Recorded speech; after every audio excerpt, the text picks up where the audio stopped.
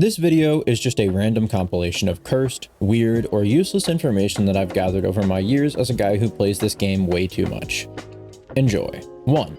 Aggressive frame snipers have a 3.4999 crit multiplier instead of a simple 3.5. This results in a headshot dealing 472.522 damage instead of 472.535. As far as I know, this doesn't actually change anything in-game. 2. Both Threaded Blast and Whisper of Fissures state that they increase damage and blast radius, but they don't. Instead, they spawn additional damage instances to make up for the increases.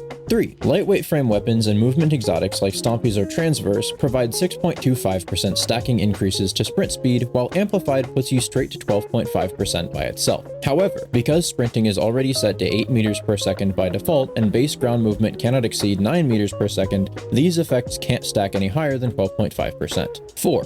When Arc 3.0 was introduced, both Arc Bolt and Skip Grenades were nerfed. Arc Bolts received a heavier throw trajectory, going from, I believe, medium to heavy, making them significantly more cumbersome, but retaining most of their original function. Conversely, Skip Grenades received significantly reduced damage and tracking, making them almost useless. 5. Hunter Dodge has been altered a total of 26 times, but that number increases to 32 if you include Shade Step from Destiny 1's nerf, Arc Staff's in Super Dodge's 3 changes, Dragon's Shadow's 2 changes, and Wormhusk Crown's nerf. During the course of these changes, Hunter Dodge gained the ability to break projectile tracking, then lost that ability, then gained it again in PvE only, gained scaling based on the user's mobility stat, had so many cooldown nerfs that it's legitimately impressive, despite dodge cooldown never really being the main reason it's had balance issues. Said issues were instead mostly the fault of subclass or exotic perk effects like invisibility or Wormhusk. Had many on-class ability activation mods nerfed, specifically on Hunter Dodge, but this total does not include those changes. Had several additional changes that came with subclass 3.0 when it lost or gained certain abilities, but I wasn't sure how to count or classify those, so I didn't. 6. The SMG Shayura's Wrath has had its zoom nerfed from 17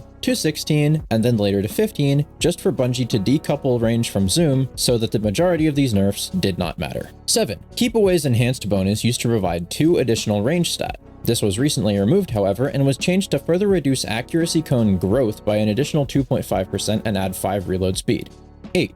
At one point, Enhanced Quick Draw granted 5 handling, which was actually a bit useful as it would slightly reduce ADS speed, but it was later changed to 5 reload speed, effectively worthless for PvP. 9. The Aikilos SMG originally had unique reduced recoil, which has since been removed. Also, its second column perk Seraph rounds, which is unique to Seraph weapons and combines ricochet, armor piercing, and high caliber rounds, used to provide a 10% range scaler, which has since been removed and replaced with 3 range and 7 stability. Ricochet rounds used to have a similar hidden range scaler, but that was also removed. 10.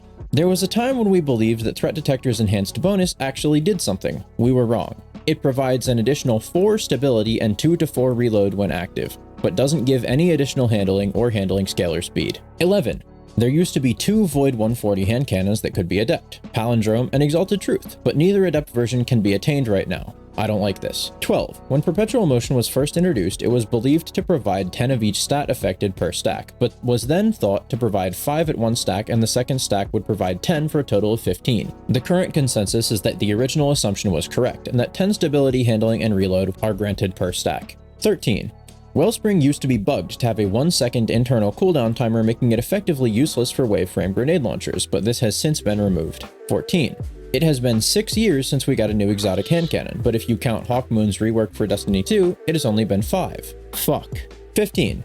A 5 out of 5 PvP god roll will typically have a 1 in 3099.11 chance of dropping, assuming 9 barrels, 8 mags, 7 perks in column 3 and 4, and 4 masterworks. Rose requires a 6 out of 6, because it includes grips, which is a 1 in 9851.95 chance. This is why many PvP mains like myself greatly appreciate crafting. 16. Conversely, a typical PvE god roll only requires the correct main column perks, aka columns 3 and 4. The chances for this, for a weapon with 12 perks in each column, is only 1 in 144. For 6 in each column, it is 1 in 36. No wonder so many PvE players hate crafting. It makes their grind longer. Subscribe. I'm out.